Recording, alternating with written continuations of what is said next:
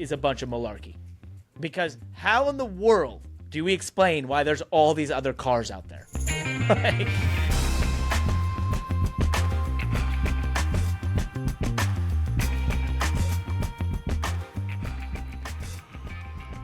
that's the perfect way to open. You're yawning.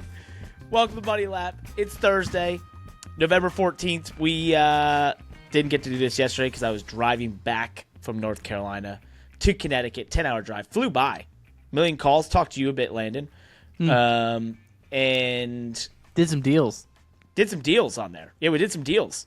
And I was able to listen to some podcasts, and before I knew it, I was home. So I didn't think it was too bad at all. I hadn't done that in a while. Did it in the old Chevy Blazer there, 2023 RS.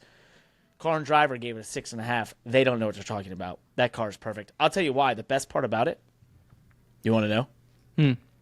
So the best part is that it loves 77 miles per hour, which for a majority of that drive means you're not going to get pulled over. Because it's 70 mile an hour speed limit, but they give you 7 mile an hour. It doesn't really like above 80. Like, it'll go to 82, but it doesn't love it. Gets a little loud, not great. You know, most people would see that as a detriment. I see it as almost like a great design, unintentional design, that you don't want to go over 77 miles an hour. Maybe these are the reasons that Car and Driver only gave it a 6.6 or whatever. Yeah, but they don't know what they're talking about. How many miles you got on that thing? It's at 19,600. I've got 20,000 on the lease available, so I've got 400 to play with till April. Oh gosh. Well, being in back up north, you won't. I won't. You'll drive at much. 400 between now and April. Well, I plan on rolling it into the dealership at 19,999. Circle around the parking lot a little bit till it hits 20,000. Here you go. I'm getting every mile out of it. I had to pay for the damn thing. I'm doing it. Let's talk some racing. The season is over for NASCAR. So we'll dive into all three National Series finales, talk some things as it is Thursday that have kind of come out since then, what we thought of those races. There was a tire test at Rockingham yesterday for the Xfinity Series, repaved Rockingham, which is pretty interesting. I loved that place before it got repaved. We also had some big schedule news in F1. And speaking of F1, we have something really cool we are doing for F1 Las Vegas. We can't exactly tell you what it is just yet, but stay tuned for next week. We'll announce it next week. And then if you like us for an hour recorded, you might like us even more for the F1 Las Vegas GP. Stay tuned. I'm pumped. Yeah. Let's go. Do you even know what it is? I know exactly. Yes, of course I know what it is. I know. What am I supposed to say? Was that the part where I just blow it and I tell everybody what it is? No, I was hoping you wouldn't pull Christopher Bell and give away our big secret. So we're going to talk about F1 next week. We are. We're going to talk heavy. And we're going to talk about it during the race. Whoa. Slow down there, bro. Slow down. Okay. Okay. I'll just stop. Can't even hold.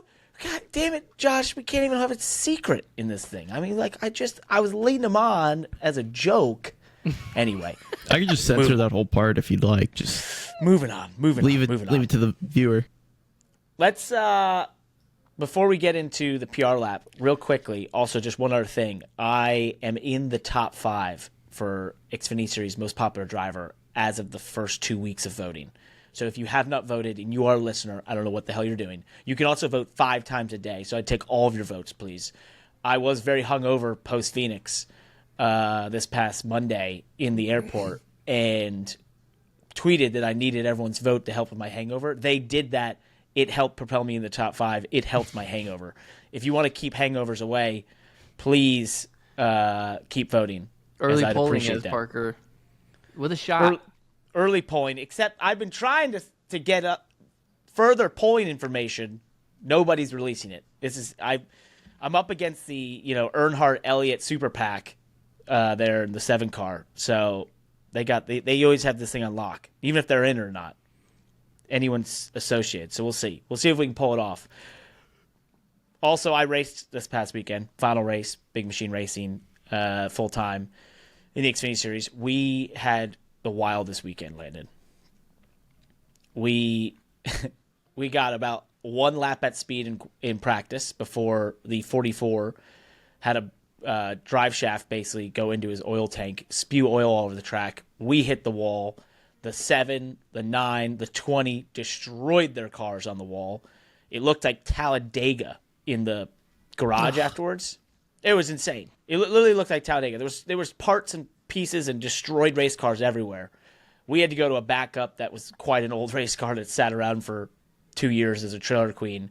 But the team basically built a car from the ground up at the track. We went out and qualified. It had a major vibration. The steering was locking up. We got those things fixed. We got in the race. And towards the end of stage 1, we were clicking off the fastest lap times on the track. And we sort of probably were a top 10 car and then got caught out going long on the green flag cycle, trying to do our strategy we talked about. We went as long as we could. We pitted. While we're in the pits, the 5 hits the wall. Caution. Locks us a lap So down. close. You're like a lap away. And we came away. The worst part was I missed the line to beat the 98 by like nothing coming off pit road. So we would have just been right there, drove back around and been on the lead lap. Anyway, really unfortunate. So we ended up 14th on the day. It was actually a fun time. You know what was interesting about Phoenix? You'll appreciate this. The tire, they said it was the same tire, whatever, if you believe Goodyear or not. And it was laying so much rubber that like drive off was insane. The fall off was insane, and the amount of rubber on the track, like you were trying to escape the rubber and apply the throttle like it was Rockingham in the pre-repave or Darlington. Like you were squeezing the throttle, and it was really, I thought it was pretty cool. I didn't shift a lot because every time you shifted, you just buzzed through the rear tires. So it was my most favorite Phoenix race that I've been a part of in terms of like driving stuff. So that was cool. That's awesome. Yeah, I mean, I mean, my only real comment to that is just how I was surprised at the end of the 21. His sort of 2-tire Hail Mary call for the win. How much of a dud that was. Well, we'll get into that. Wait till we get to the Xfinity section. We're going to dive into all those 3 races, and there's more to that as to why it was such a dud. Okay. Yeah, I'm anxious to hear about that. Yeah, that was pretty interesting. Just last thing, I just want to say thanks to NASCAR and the intro people. They played Mr. Brightside for me again, which was pretty cool, and the intros were awesome, and there was a lot of nice stuff. My team put some thank you Parker stickers on the car. They had a banner made up. That was super cool. So, and thank you to everyone at NASCAR who kind of made a memorable weekend. A lot of my friends came out. Even one of my best friends who was at my first ever go-kart race came, which was really cool. So it was pretty emotional. I did get a little emotional before getting in the car, but then it all went away. So, and then we drank afterwards and had a great time. So that was fun. So, I am trying to do the Rolex 24, by the way, looking pretty good. Looking good on that. Update you next week. But we did hit a huge milestone in our podcast show history. Do you want to know what it is? What is it? We've hit 200 Apple reviews. That's amazing. Terminal velocity. We're at 200. We're at 200. We're there. It can't go. Everyone past this, just like in miles per hour, takes something like 60% more horsepower. So we have achieved a massive milestone. And Jeff Vorick here was our 200th. He said, "Great show, 5 stars. Love this show. I appreciate the unfiltered takes on an assortment of topics from a pair of gritty drivers. Ooh. Always nice to hear about motorsports from people that have seen all the ins and outs. Cheers to a great full-time career, Parker." Thank you very much, Jeff. And thanks, you for being number 200. I don't know if we ever committed to what we were going to do at 200. I don't think we did either. What 100 was you were doing something. I did a cameo. I made a cameo. You did a cameo at 100. So I don't know. That's cool, though. And that's a good review. Thanks. I mean, what a great review for 200. That's a good one. That's a perfect one. Perfect length. We have seen all the ins and outs. And I appreciate being called a gritty driver. Mm-hmm. We're a little gritty. We are. Definitely. We've had to do that other people didn't want to do. On Please and elaborate. off the track. Please elaborate. Spotify Checker36. Great show, you all. Especially enjoy when you all nerd out. I think it says need out, but I think Checker was writing nerd out. on the science and business behind the scenes. Any chance you could add some iRacing talk to your shows, your recent undertakings, upcoming events you're hosting, etc.? We haven't talked enough about iRacing lately. No, I haven't. I honestly haven't been able to iRace since I've been down in North Carolina. I didn't have a sim. My sim's up here in Connecticut. So I'll definitely do some here as we head in this off season, and for the car that I'm gonna, drive so far in the Rolex. I gotta get used to that. Did you see that it looks like iRacing is scanning a 2000s Gen 5 Super Speedway Cup car? Oh yeah, no, it looks beautiful. All that. Oh my gosh. It's. Oh. Or is it Gen 4? That's Gen 4. Gen 5? Yeah, Gen 4. Gen 4. Okay, yeah, sorry, I get the gens mixed up. Look What's at you, interesting about that generation not Cup car Yep. is there's a lot that iRacing can do with that, right? They can make Cup cars, they can make ARCA cars. Like, there's just a lot they can do with that. Xfinity. The old Xfinity yeah, car. Xfinity was 105 wheelbase, though. But they actually have that, because I think the current Gen 4 car is an Xfinity car. It was 105-inch wheelbase. Yeah, right, that's the wheelbase. And it's also, the hard part, though, for iRacing is they're sort of stuck to one body style. It's that super speedway body style is the magic there. What they got to do, though, is they got to let you change the color of the tape on the valence and on the grill. Remember, we used to run like this. Has been. I have all the faith in the world that Dale Jr. will make that happen. He must, because I miss it so much, and people have sort of brought it back a little bit in Xfinity. Like they try to match their neon tape for the tear off of the tape to the maybe a color on the car. But I'm like, why don't we put the neon orange tape? Like, let's just do it up like it was. Like, that was the coolest when they had neon yellow and green, and people. I loved it. Well, like most things, there's always a reason that we can't have nice things. And it was the teams cheating up the side skirts and everything that caused NASCAR to say, okay, no more painted side skirts. Yeah. And you can't wrap your side skirts, you can't paint them anymore. Because cars. No, we do. Do you guys still wrap your side skirts? Yeah, you wrap the side skirts. Yeah, okay, so they must have brought that back. They did. It's been that way back for a while then. Yeah, I remember that whole time period. Well, that was the end of the Gen 6 for Cup, where they were getting too crazy and all this stuff. So there's always a reason. There's always a story behind it. There's always a reason. Yep. Stay tuned. Well, teams ruined the tape thing because they wanted to hide how much tape they're running, basically. That's why they all went black tape. Well, yeah, they were layering the tape. Well, there's so many reasons. They were layering the tape to create like the shelf effect on the skirt and the valence. But then there was also a period, and I never, this was sort of before my time, but I had heard that one of the reasons the Evernham Dodges were really fast with Baldwin and Casey Kane and those cars, they were like slotting and spring loading the valence, which actually I've seen slotted valences before, but they were like spring loading them and sort of tightening the bolts just enough to the right amount, and then they were covering it with the tape so that you couldn't see what was behind it, and that way the valences were staying sealed up to the track as much as possible. I love that. Ingenuity. You love to hear about it. Todd Guillory here said, "Hey, Parker and Landon. Parker, you asked, so I delivered. I voted for you. As always, still enjoying the show. Keep them coming." Thank you, Todd. Every vote counts, but you can't just do a single vote. I need 5 a day. I need you to commit to this at a level unknown to the NASCAR most popular driver voting system. I need you to feel almost act like a bot. That'd be great. YouTube. Two Wheel Tech said, "You got more than one listener, guys. Love the show." More than one? Well, Two Wheel Tech, do you know more than one? Because you could be the only one. You could be listener. Speaking of more than one, if you need more than one high-quality diecast for your Christmas stocking this year, look no further than SpoilerDiecast.com, one of the fastest-growing companies in the industry. We might have more reviews to read, Parker, but it just felt right, so I'm going to go through this. Let me tell you Take about SpoilerDiecast.com. They pride themselves on exceptional service. They ship their orders either same or next day. So you get your hands on your favorite products, favorite diecast in no time, including that 48 car that Parker's showing us. The price is only going up on that car now. They have free shipping on orders over $20. Over 1,100 unique products currently in stock. I'm going to need a fresh number from Spoiler Diecast on that one because I know that they're increasing their inventory.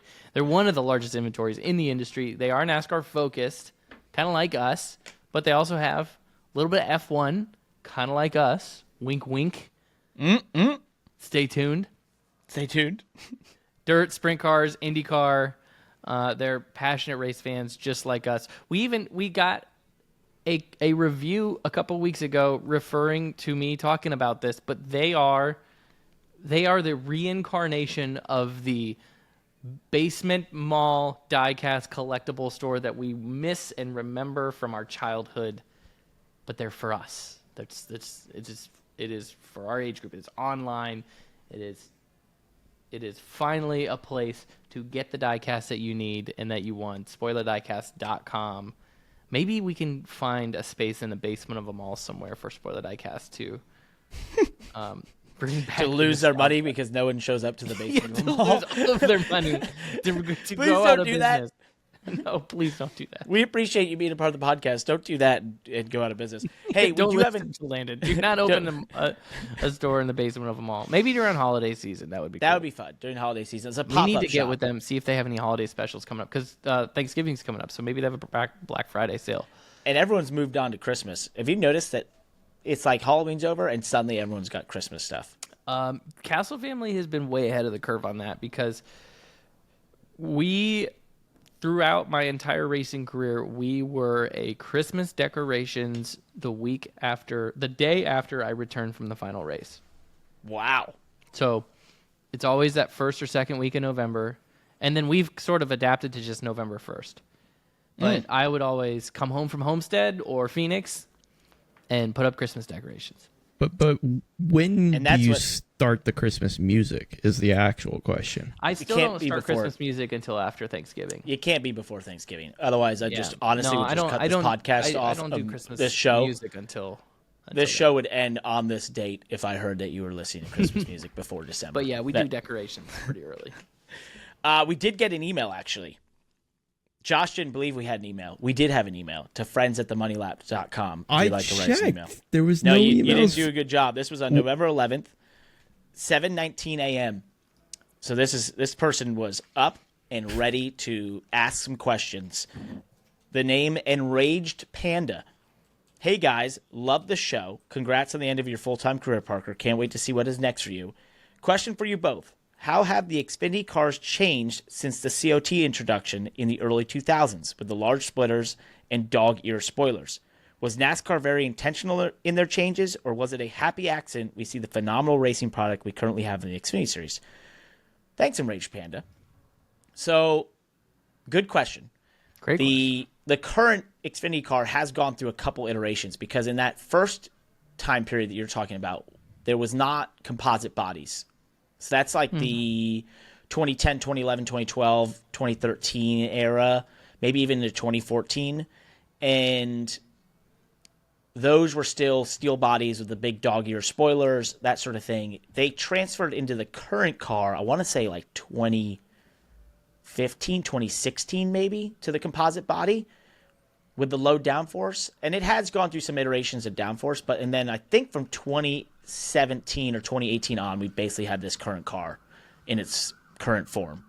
So with the composite body, low downforce, and, really, I tweeted this the other day because the viewership was huge for the Xfinity Series race at Phoenix. It was 1.1 million, up 17% over the USA channel from last year on the CW this year, which was huge, the biggest rating for the CW so far.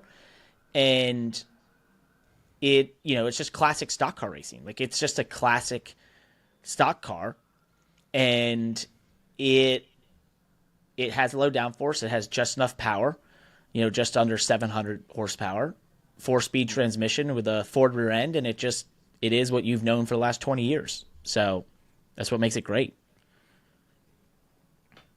I want to apologize that we missed that email. It went to spam. You might want to get that checked out in Reach Panda. How dare you? My goodness.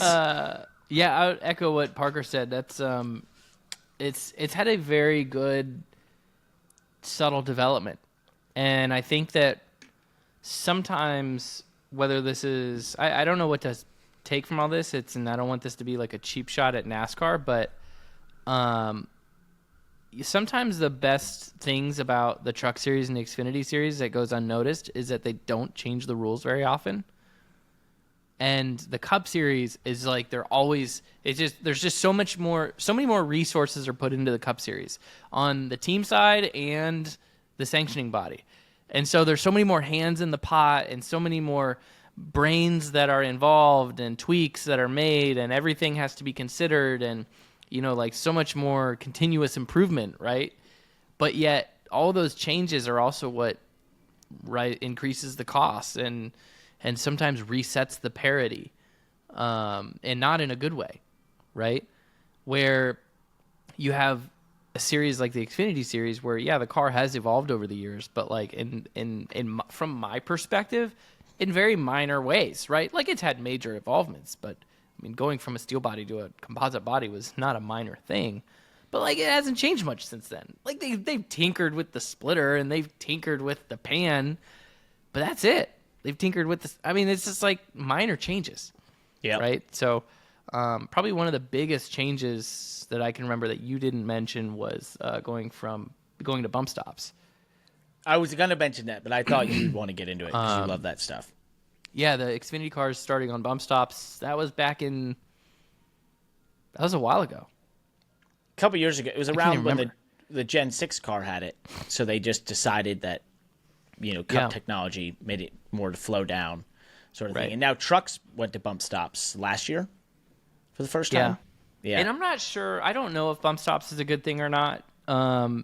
Because it just, the thing I don't like about the bump stops is they have so much adjustability, because you can run anywhere from a 500 to a 15,000 bump spring. And that is a wide range of adjustability. And when you have a wide range of adjustments, it plays into the favor of the teams with the most resources, right? Yeah, they can dial it in. Because they have the time and resources and computing power to go through every possible iteration every single week. But on the flip side, NASCAR has not messed with the rules very much, right? So over time, they kind of do get to a point of diminishing return, where you're really just tinkering for the setup of the day as opposed to really discovering new. There's not a whole lot of new discoveries that are being made in the Xfinity Series. Wouldn't you say, Parker? Yeah, no, 100%. It's just everyone getting it trying right. It just maximizes exactly where you're at, and you find certain things. The only other big change was last year when I came into the Xfinity Series, they changed the rear end rule from 22 that you couldn't move the rear end as much and skew it as much. Right. So it took away some side force. Even that was not like some monumental rule change. It just was kind of resetting and going back to things that we already know. They didn't change the fundamental build of the car. Now, I'll give NASCAR a little bit right now and say, they've done a good job since the next gen to not make too many wholesale changes, I think, with the next gen. Mm-hmm. And we're still years away, but I think as long as NASCAR doesn't make huge changes to the next gen, there's not going to be a whole lot to discover over time. There will be this sort of diminishing return, and I think the parity will get better and better. Yeah, I think as long as they don't change it. It was trucks trucks have been pretty much the same until this bump stop change for 8 years, 10 years. It made it that the 75, when we were super competitive in 2022, it was just like we were running the same stuff you ran 8 years prior. Like it didn't matter. So that's a good thing. It's a good thing. Sport. Especially for for stock car racing, right? Yeah, for those series, it's a good thing. You know what? We usually go into Cup right here. Let's do this differently. Okay. Let's go into trucks. Let's talk about the truck finale. Not a huge amount to discuss. Ty Majeski whooped him. Like, was absolutely dominant. And I saw a photo of his truck on Instagram after practice on Thursday. And I commented "Holy Side Force" because that truck was the right side of the body. They get the banana shape into it, where it kind of tries to create side force and kick the right rear out. I mean, it was one of the most aggressive bodies I've seen in trucks in a long time. I don't think that's probably solely why they were so fast, but Ty Majeski and them have been great at these flat tracks and tracks a mile and under. But still, I mean, that thing, it looked wild, and they absolutely dominated. I have something about Ty that I think is underappreciated and is not talked about enough. I think the magic to Ty Majeski and what he's capable of is mostly attributed to how involved he is in his vehicle and how that dynamic works with their team, that they allow for that and that they're bought in. There's a very unique chemistry with that team that does not exist with hardly any other NASCAR team, and that is he was basically an engineer at that team before he was a driver. I love that. And so, first of all, he's extremely involved in the build of his vehicles, right, and the setup of his cars. And then with that, his team believes in him because he worked, in the trenches with them, right? I mean, I've been very involved with the setups of my cars over the course of my career, but I can tell you I haven't always been successful at getting my teams bought into my vision for the car, right? Mm-hmm. And sometimes I've had crew chiefs and pairings that we were on the same page, and sometimes I didn't, right? Where in his current lineup right there, I think that he has a team that is fully behind his vision for the car. He works well with his crew chief, and then he is very, very, very hands-on with his team and his car and everything involved there. And he's probably only going to get better from here because he might go into a dominant era where he's the one to beat. But also, I think at the very least, what I just said attributes to why he's capable of so much dominance on any specific weekend. That's my opinion as to why. I think he's a good driver. I'm not taking anything. I'm not even trying to sort of backhanded compliment. I think he's a good driver, but I think there's 10 other good drivers in the Cup Series that are as good as he is. I think it's his whole package that is actually the magic there. Plus, they got the whole Wisconsin thing between him and Joe Scheer, who he basically replaced. He replaced Johnny Sauter, in that sense. Josh, what do you want? So I just wanted to say that whole race was phenomenal.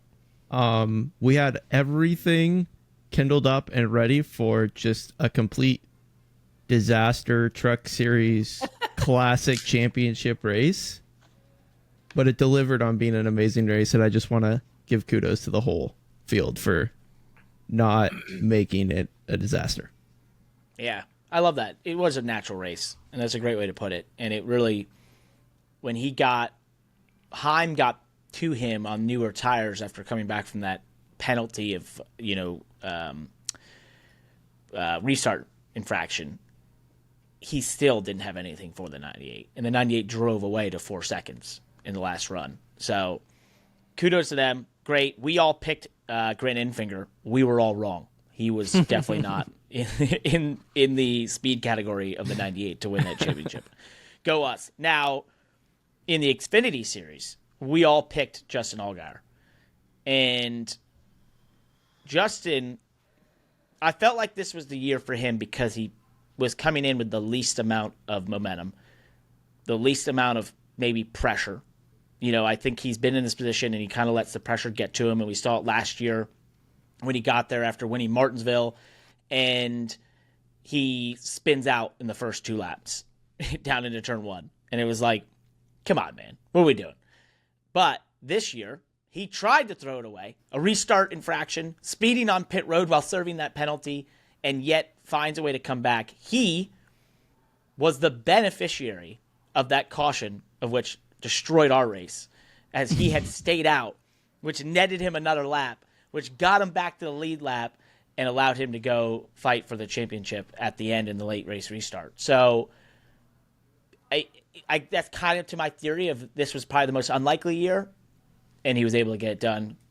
Congrats to Justin Allgaier, because I've always said if you want to win the championship, you got to go through Justin Allgaier in the Xfinity Series, and he finally, got his championship due just under 15 years of trying. So who knows what this opens up for him. Yeah, that was pretty awesome. Really wild finish. Like you said, the late caution, mid, given the backup car, everything. I called Justin first thing Sunday morning. I didn't wake him up though because I heard some stuff in the background, but I called early enough that I was like, I kind of hope I'm waking him up. But he answered, and we chatted briefly, and he was like, he actually, I was kind of talking to him, motivated. I was like, get another one, man. And he's like, I don't even know if I can think about that right now. I'm just so soaking this in. Yeah, I think he's been through it, right? He's been here for a long time, and it's pretty cool to see that. So we were hoping to talk to him today on the pod, but he was at the tire test for Rockingham, and then I think yesterday or today he was getting shoulder surgery for that. I think is a similar surgery to what was it? Maybe Denny did at one point, and so it has a long recovery time. So he's got to do it right when the season's over to be ready for the start of next season. So wishing him the best on the surgery. Congratulations. I mean, I think he is a very deserving champion. I know that there's maybe more dominant cars or cars that had better average finishes, that sort of stuff. But Justin Allgaier in the Xfinity Series, I mean, I think it was his 7th time in the Championship 4. You have to say that he's a very deserving champion. And, yeah, I think this could open it up because it kind of removes the pressure going forward. And he's got a whole new crop of people that are going to be in the Xfinity Series next year. AJ, SVG, myself. Who else is moving on? Oh, Cole Custer, Chandler Smith. I mean, you got a major shift in who's actually racing the series next year. So I think it, could open up another opportunity for him. Also, Xfinity did announce that they're returning as the title partner. So we won't have to change names on the series, which is good for us. Nice. Good for us to not have to remember. Do we have a total for how many times you said your car was as fast as Xfinity 10G or whatever? I didn't get the number, but I believe going into Phoenix, myself and Sam Mayer were tied for the lead in mentions this year. Which there's some people are like, damn it, Parker. That's annoying. But I did get an interview during the weekend. I don't know if Sam did. So maybe we won. I don't know. I didn't get any confirmation. You don't get anything extra. So it's just a hollow victory. Well, it added up. Let's say that. It added up. Let's talk Cup. All right, so going into this one, Landon, you had William Byron, who skirted in at Martinsville. I picked Logano. Josh picked Logano before the playoffs started, so he is a vindicated chooser on his bracket of Logano. Well done, Josh. Gloat all you want. This is your moment. This is an even year. The metronome strikes again. Logano championship, no matter how unlikely, no matter what adversity, no matter how many times he gets eliminated from the playoffs, he is back and he is the champ. All right, there's your championship speech. That's it. It's over. Well done. Congrats. Yeah, great. Congrats. Now mute your mic. Don't ever talk again. So, so he did it in being the fastest car at the right time. I do want to unpack a couple things from this one because I thought there were some things that were not discussed about this weekend that really stuck out to me, and I actually covered him. So this is the third time I've been assigned Joey Logano on the championship broadcast, and he went on to win the championship. Maybe I'm a good luck charm. I don't know, or I'm just always there for the even year. I don't know. Nonetheless, one thing that really stuck out to me was, yes, they had time to prepare, right? I got to speak to Paul Wolf, and he kind of went into what goes into that, and he went into some of the things he could do that opened up the mind share to focus on when they won Las Vegas, and this is kind of what they always done. I asked him about why are you guys so good in the playoffs, and he said it's not maybe a conscious decision, but it's definitely something that is sort of in the ethos of Penske, is that they put a lot of emphasis on the tracks that are in the playoffs. And he said, for whatever reason, we as a company have historically done this. and it just seems to work. And he's like, I'm not going to say that we're doing anything smarter or different than everyone else, but for some reason, this consistently happens, and it keeps showing up. And therefore... You and I have been talking about this for over a year. What is that? Like planning for a championship. Yeah. Like planning your schedule for a championship. Like channeling all of your resources around the races that actually matter. And Joey essentially said that at a press conference, right? Yeah. After the race, where he just is like, now, on one hand, there's the part of the Mickey Mouse argument is saying he got in because 48 got DQ'd and yada, yada, yada. And that's fine. I disagree. I mean, it is what it is. But it's like what Joey was sort of saying is just like, hey, you can hate me for having this average finish and whatever, but we know the system. We know the game. We set ourselves up. Our goal is still to win a championship, right? We strategize our season around winning a championship. So we do what it takes to win a championship over the course of those 38 weeks. We don't just wake up the week before Phoenix and go, great, we made it to Phoenix. And I'm not suggesting that anybody else does that either. But I kind of did. When I ended up in Phoenix, I was like, whoa, wait, how did we end up here? This was on the schedule all year? What? So hey, just a really quick note before, not to like go all over the place in this conversation. 3 championships for Logano. It's huge. How angry will the world be if he ends up just chasing down Dale Earnhardt, Richard Petty? And this is where Josh can actually turn his mic back on. Josh, how angry would the world be if we saw a 7-time Joey Logano champion?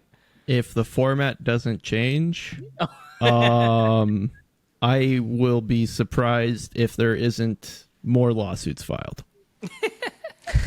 I want to point something out, though. Sorry, I'm kind of like taking over on this conversation. Yeah, I want to point one more thing out. I can't finish my point, by the way. I can't get to my point. It all leads into this. I had a whole thing planned in my head, and you just ruined it. I'll let you go. I'll let you go because I know we're gonna get into the. Go ahead. Yeah, we're gonna get. What just let me talk. I don't get it. Just interrupted all the time. Anyway, so my point that I was going with was yes, they do all these things. And then they get to the championship via rising up in big moments, a la winning Las Vegas or winning the first race that they did to get into the round of 8, so on and so forth. They just seem to find a way to do this. And if you want one of the biggest examples of this that no one really talked about was qualifying at Phoenix. Think about coming in there with all the conjecture about how you can't pass. It's going to be really hard to pass. It's, this is a short race, 312 miles. You got to get it done. Track position is everything, right? What does Joey Logano do? He sticks it on the front row. And I went to him the morning of the race, and I was like, hey, man, that's got to be like the highest pressure qualifying lap. And he looked at me, and he's like, yep, it is by far the highest pressure. And that's why I nailed it and all the others messed up. And I was like, God damn, that's this guy. And sure enough, he talks about all the time, pressure is a privilege, it makes diamonds, so on and so forth. He loves when there's pressure. And he loves when that's why I think he was designed for this format in so many respects. Now, put him in the position late in the race, the 12 is running him down, and he was kind of holding serve lap time-wise. Then the 12 lights him up by like 2 to 3 tenths a lap. And they tell him on the radio, you can lose a tenth a lap, but not more than that. He's losing more than that. And then suddenly, when it mattered most and the 12 is right there, he starts matching the lap times of the 12. That's pretty amazing. What did he find? I don't know. Did he dig deeper? Did he just wait till the pressure was on? Did he save his stuff till the 12 got there? I don't know.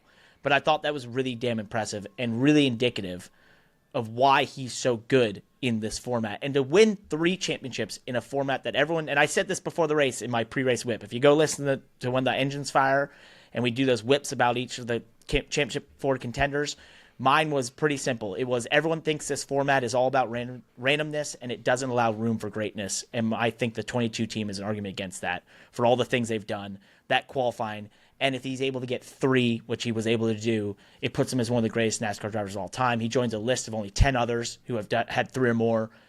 I think it's pretty special. And now I will allow you to go into all the reasons that everyone thinks it's dumb and whatever. But I particularly sit there and I'm like, yeah, you can talk about format and all that stuff, but you can also celebrate that this guy and this team rise up when it matters. Yeah, and that's pretty amazing. I love it. I don't have a format suggestion. I'm anxious. I guess I think I see it on our notes here to talk about it. There was a tweet, Adam Stern, NASCAR. I think Elton Sawyer actually came out and said they may look at it or they're open to looking at it. So supposedly NASCAR's are going to review its playoff format over the off season, but not expecting any kind of large overhaul right away. I have a question for you. What do you think, other than this like next gen era that we're in, what sort of 3-4 year era would you say of NASCAR was the most competitive, like deepest bench, deepest parity of NASCAR? What time span do you think is the most competitive era? Probably your mid 2000s, that 2003 through 2007 era. As we got into 07 and the COT came about, I think that really separated things. Hendrick really took to the fold, Joe Gibbs, those teams. But I think if you look at 03, 04, 05, 06, those were really competitive years. So it's funny. I'd swear I did not tee you up, right? I had no idea this was coming. No, there was a lot of criticism over Joey Logano's average finish, right? Being a champion, average finish, high average finish, highest average finish of a champion ever, at like 17.1. They talk about that like it's a bad thing, right? Which some of that is because of this playoff era and the playoff format. But if you look at an entire chart of the average finishes, the best average finish in the Cup Series, and then the average finish of the champion, the next gen era has a really high best average finish. Not ignore champion for now. Just the best average finish at the end of the season. It hasn't been better than 11 in the next gen era. Wow. Right? So if you have an average finish of 11 to 15, you're going to be in the top 5 probably in the next gen era. We haven't seen an average finish that high, a best average finish that high, since 2003. The exact era that you're talking about. Wow. Was off the top of your head the most competitive cars. Right? Yep. So like when I think high average finish for the best car in the field, I think, oh, that must be pretty competitive, right? If the best guy at the end of the season had an average finish of 11th, then that means you had a deep field, right? And then you think of, let's go through an era where we were really frustrated with the Cup Series, that it just seemed like the same guys were winning week after week after week, right? 2015, 16, 17, 18. Those are all single-digit best average finishes, right? Wow. 6, 8, 7. 2020, average finish is 7 was the best average finich. And then you can go back decades, right? Back in the 70s and 80s, and there's all the best average finish was all top 6, top 7. 1998 was 5.7 was the best average finish. And the champ. 1998. Jeez. It's Jeff Gordon just absolutely shellacking people. Just whipping them. He never finished outside the top 5. Right. That was a good year. But yeah, it's like his European L was great. I will listen to the arguments about the playoffs. I just think I'm on a certain side of them right now, and I'm a supporter of the playoff system. I think it's working as intended. I think it is still a true champion. It's just not a champion in the sense that people that are against the playoffs, typically, from what I can tell, the argument is like they just want to see a season-long champion, right? They want to see someone put together 38 races and be recognized as a champion for putting together the best performance over 38 races. And I'm like, I'm not married to that, right? I mean, I think that's cool. I think that's an accomplishment, but I'm not married to that.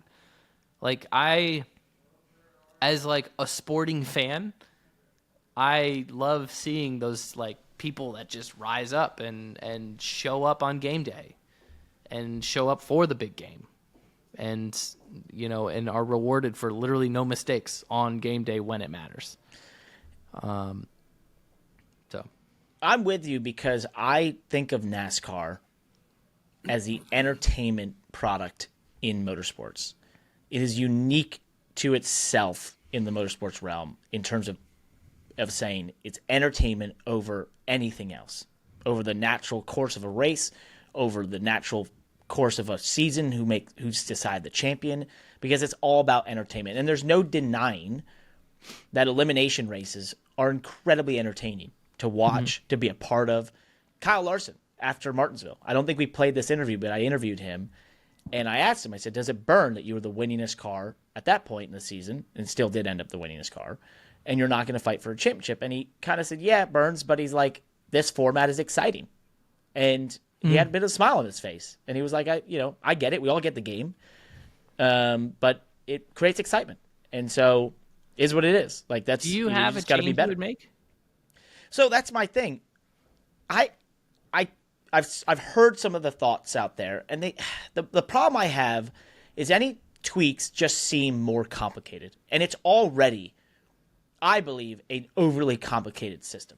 The idea of explaining playoff points, that how those work and how they go into the scenario, how you take those into different rounds, but you still add them up.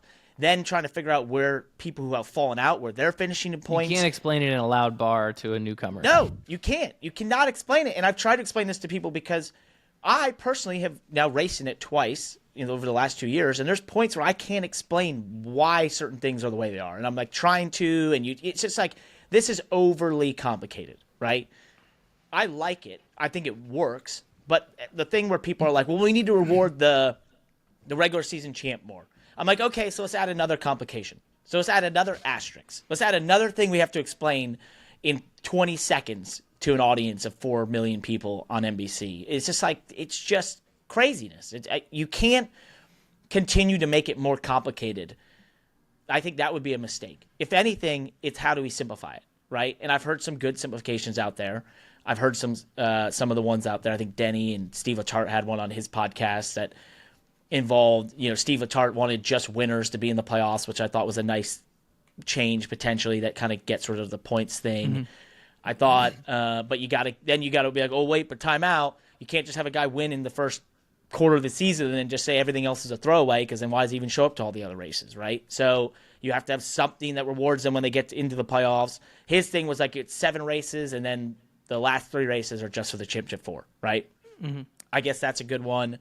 I could see the one tweak I could see being made that wouldn't mean tweaking any of the other rules, so that we don't have to learn any more rules, explain more rules, that sort of thing, is the idea of it not being a single race that decides the championship, but say a round, 3 races. That would probably be nice. You could have a good cross-section of races. I could see that, but just do that with the current format. Just tweak the races, the rounds, whatever. Don't change how they get there. Don't change the point system. None of that. I don't want to hear about, having to come up with more bonus points things and all that malarkey. It's just like, no. This can't be any more complicated.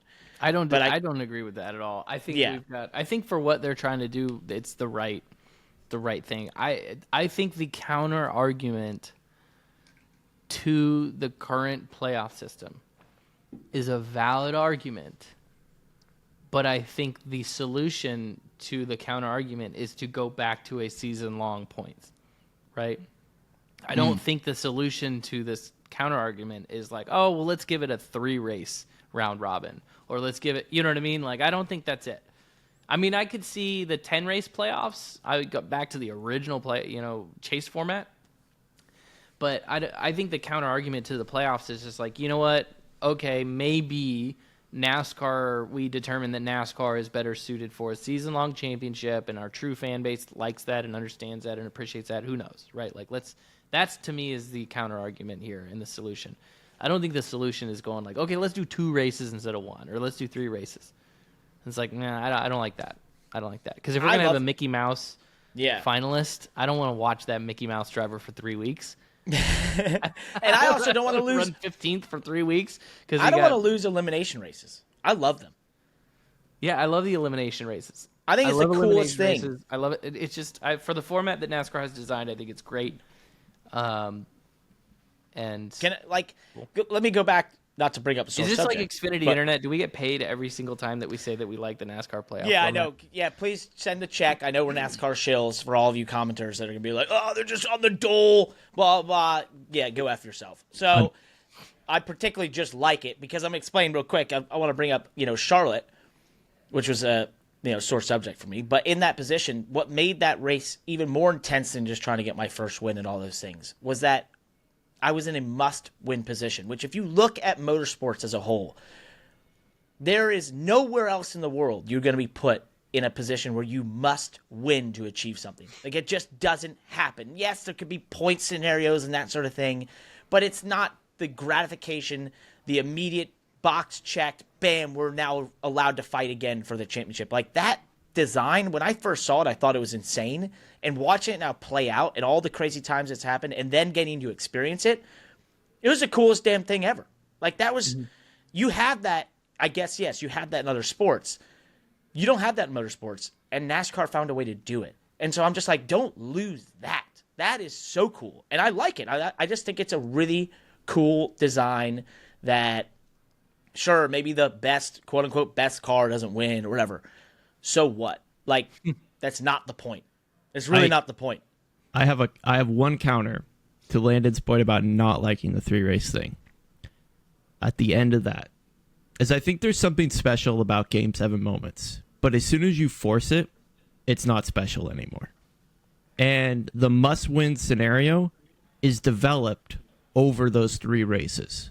So you get invested. You see these people, they bleed points. They blow a tire at Atlanta. They're fighting back through adversity.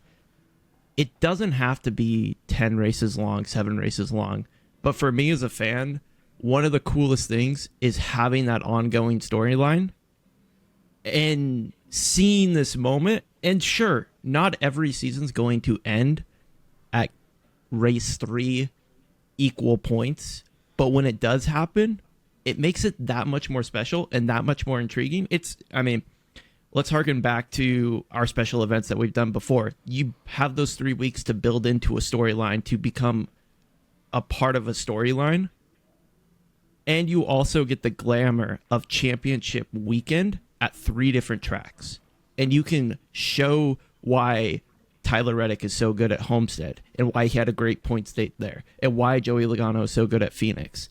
And then you throw in Charlotte or another track like that. And people who have developed very good abilities at these different racetracks can go out and perform and have their good points day. But you still have that almost a Game 3 format where if somebody's doing well, they have to still get to that final round.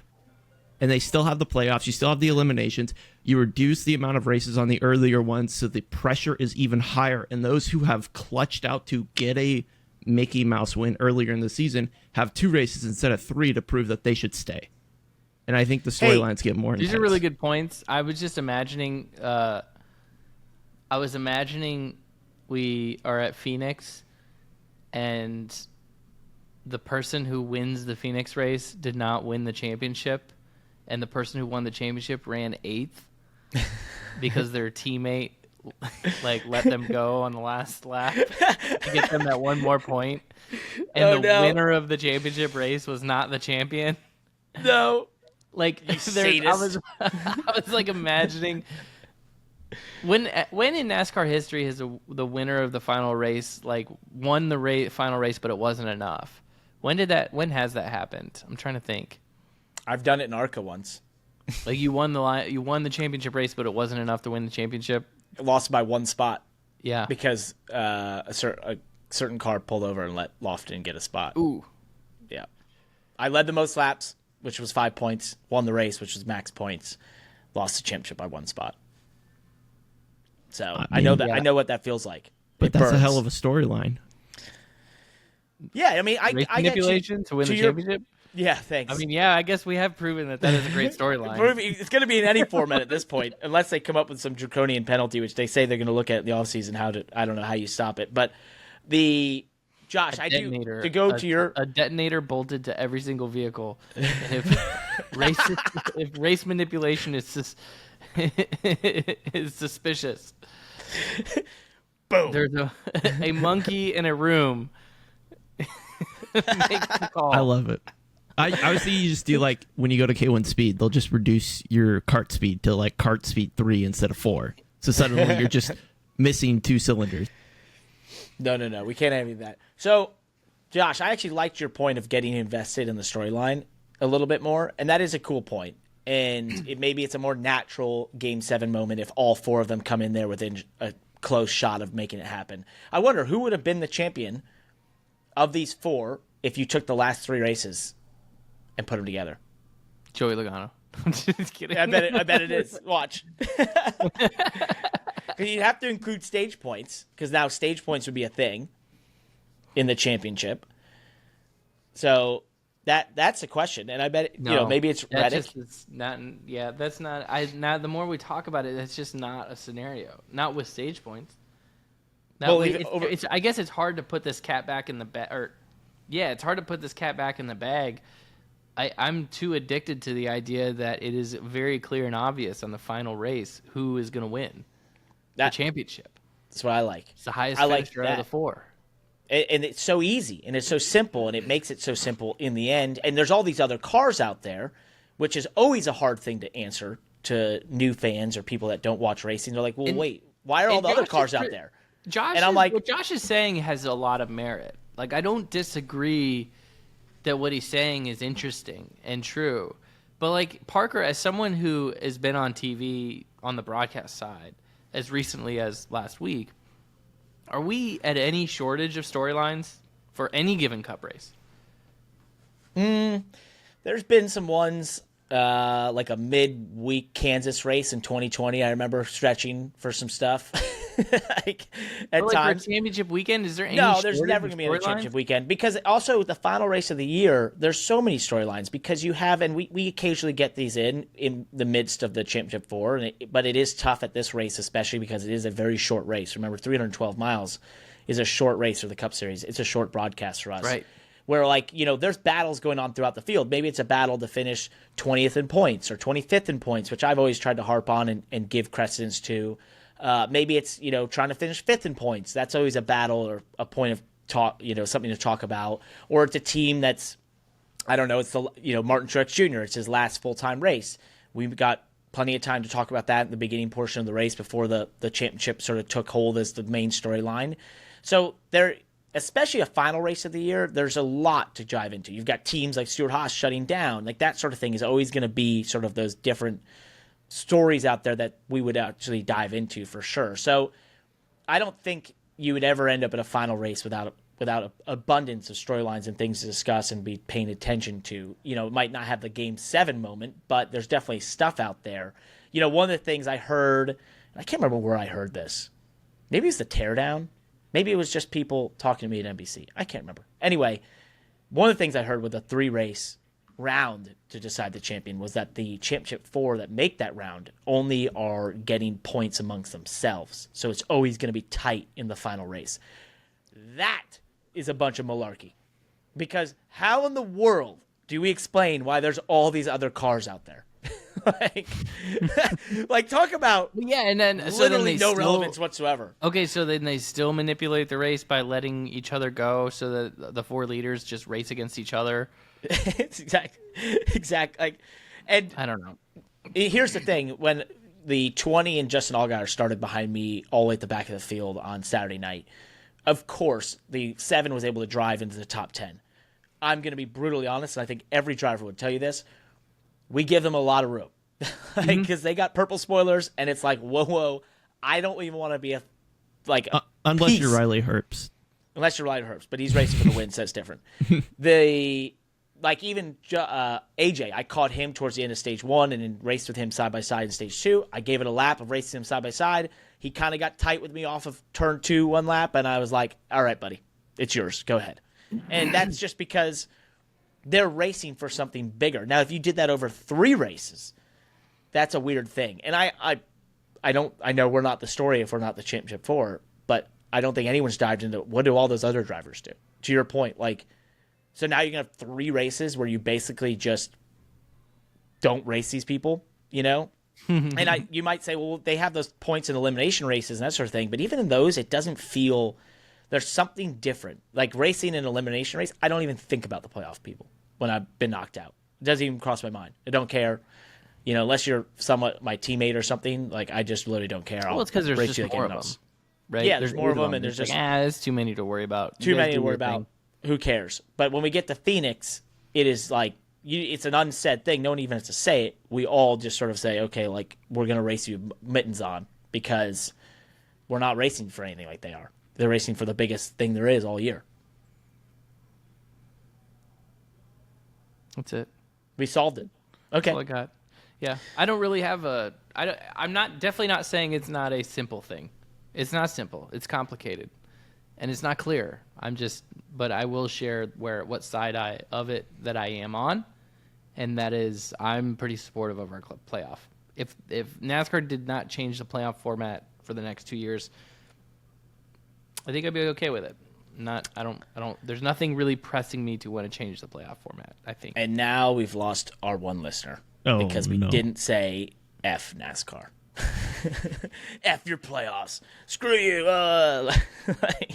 Like Twitter has been the echo chamber that is Twitter and the algorithm of people that are into this apparent uproar that a guy who actually, I believe, by the way, he won 4 races this year, which would put him second in wins.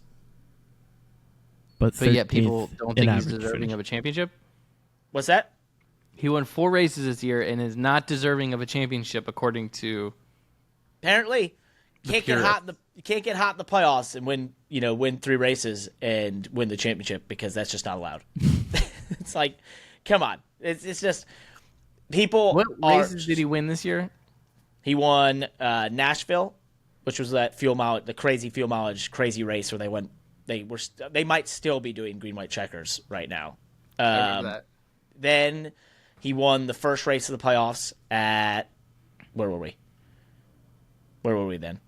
Darlington. Where did we start? Where did we start? No. Kansas? No. What the hell? Let me find that schedule for you.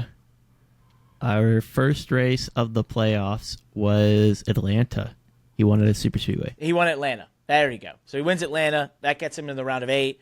He doesn't make it technically out of the round of 8 until the 48 gets penalized. He then wins Las Vegas, once again on a strategy call that was genius. Made Paul Wolfe the winningest crew chief in the NASCAR Cup Series, by the way. Also, shout out to Paul Wolfe, 3 championships as well. His first one with Brad Keselowski, 2 with Joey Logano. So that guy's a beast, total beast, and is now solidified as the winningest active crew chief in the Cup Series.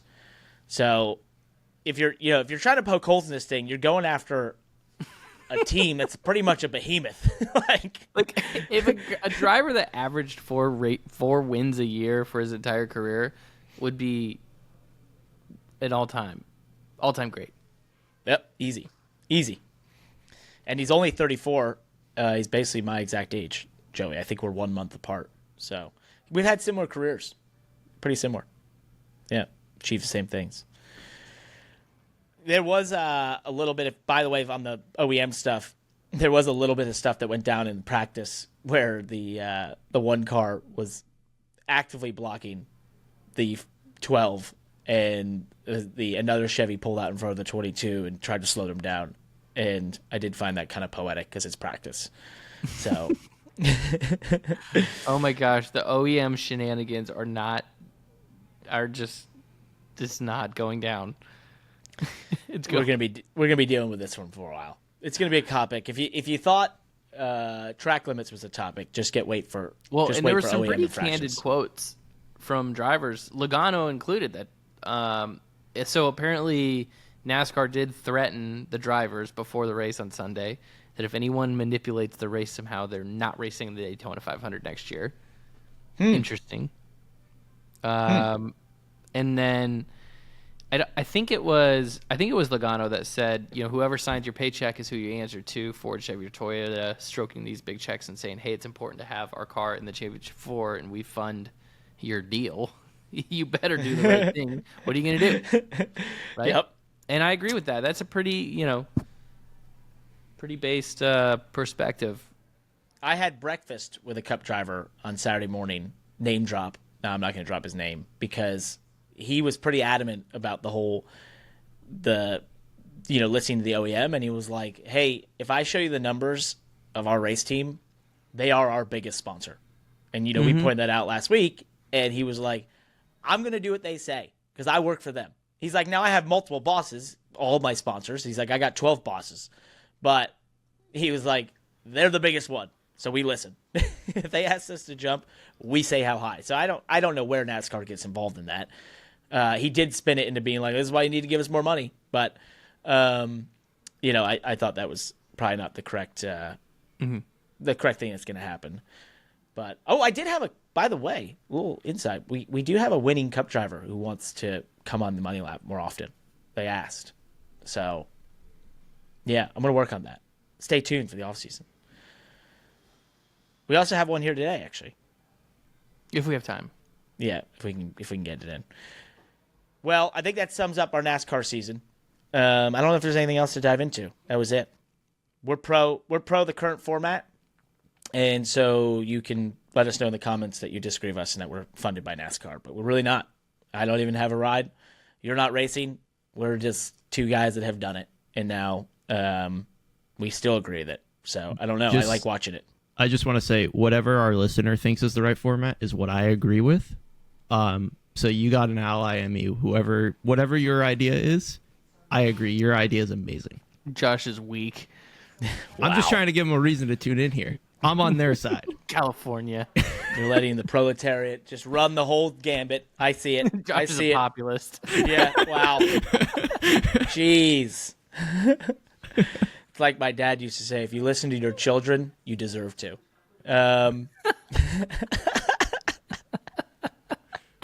That's a good one. I never thought I'd get to use that on here. Let's talk F1. We mentioned next week we're definitely going to be talking F1.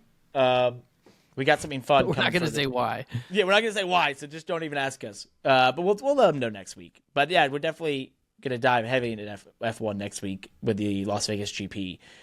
Just some little things that popped up. One that's really big, but the first one, the FIA approved driver cooling kits for 2025, since that's been a topic this year of how hot these cars are, especially at places like Singapore, where they're dealing with extreme heat. So we'll see what that looks like. They said it's kind of, I'm guessing it's different than what we've experienced with the Rennie systems and the chill out systems, in that it sounds like they're trying to do something that doesn't involve a radiator or that sort of thing. So interesting. Yeah, there wasn't a lot of information as to what they'd approved, but I'm curious what they come up with, and if it's smaller and more efficient than what we have, I could see it becoming a thing in NASCAR for sure if they kind of come up with something innovative. So let's see where that goes. The big news though in F1, so this year we did a deal with Pristine Auction about the greatest day in motorsports. The Monaco GP, the Indy 500, the Coca-Cola 600, all on the same day on Memorial Day weekend. We're going to lose that in 2026. The Monaco GP is being moved to That's June. sad. It is sad. It's very sad. It's ruining the best day. Now, I think it's a big mistake. I haven't fully been able to, so I guess it's because of where they want to place the Canadian GP, essentially, and some other things. I saw some people saying it's for the Indy 500, so that maybe, McLaren and the incoming Andretti team can have their execs and drivers do more of the Indy 500 and the Monaco GP. I don't know.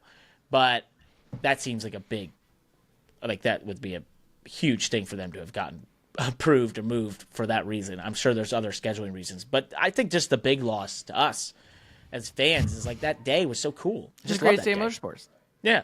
Monaco brunch, Indy 500 lunch, Coke 600 dinner. How long until there is a rookie sprint race on the same day as the Indy 500? Anarchy. It's cool. No, won't be as cool at all. It's just, I can't. That's gonna be so weird to not have them all happening on that day. But you know what? If it helps F1 guys go do the Indy 500 or something, that is a big win for them. So It's a huge win for Indy. But loss for all of us. Love that.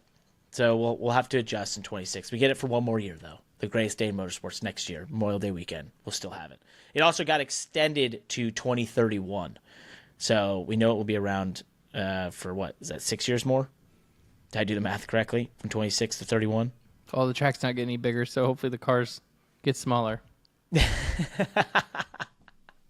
I actually saw a great quote in a motorsport.com article about that, where they were talking about, should it be on the calendar and that sort of thing. And they went so far as to say, like, well, Monaco used to be the place that all the deals happened and contracts were signed and all the big time celebs came. And they're like, it's harder to get a VIP deal to the Las Vegas GP or the Miami GP. Those have kind of jumped it. And all the deals get done at those places and in Abu Dhabi and that sort of thing. And so they were like, ironically, Monaco's been passed. Oh, you didn't, did you get it? What do you mean? I got it. Pass. Don't worry. There's no passing. It was okay.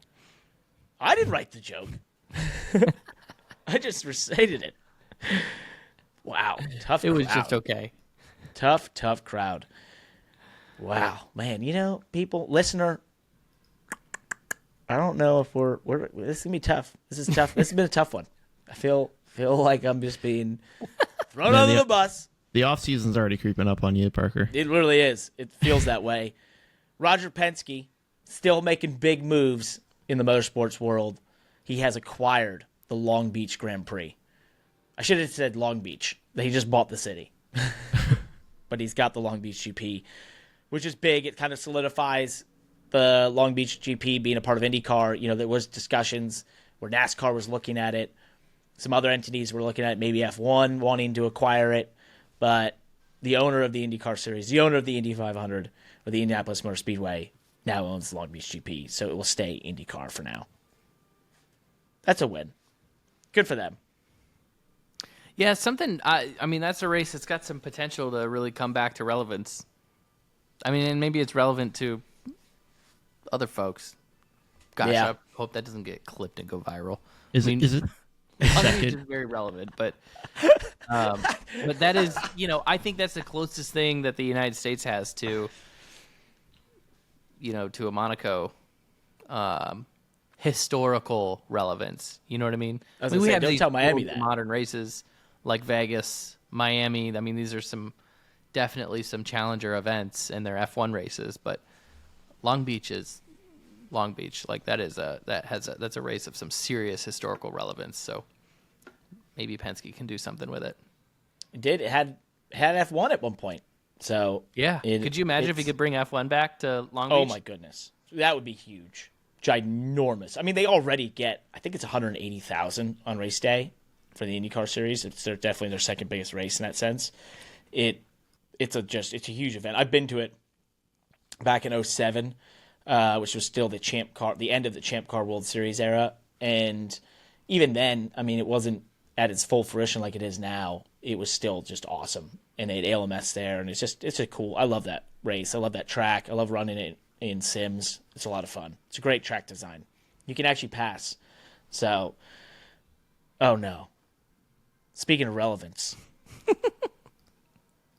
he didn't stay that relevant this year, which I don't want to say we were the reason, because we've just distracted him each week, having him here sitting, waiting to get on. We're not going to be able to do it. Kyle Busch, we are so sorry. You didn't keep the streak alive. 20 years of winning. We hate it for you.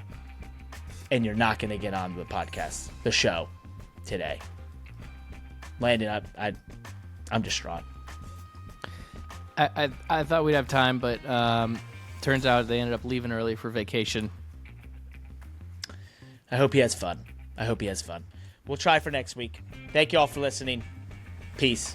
Thanks for listening or watching. If you want to be heard on this show, go to moneylap.com to leave us a voicemail. Be funny, be irreverent, or be insightful, but don't be dumb. If you're watching on YouTube, please like, comment, and subscribe. That helps us grow. And if you're listening, please leave us a 5-star review to be featured on this show. Follow us on X, Instagram, Facebook, and TikTok. We'll see you there.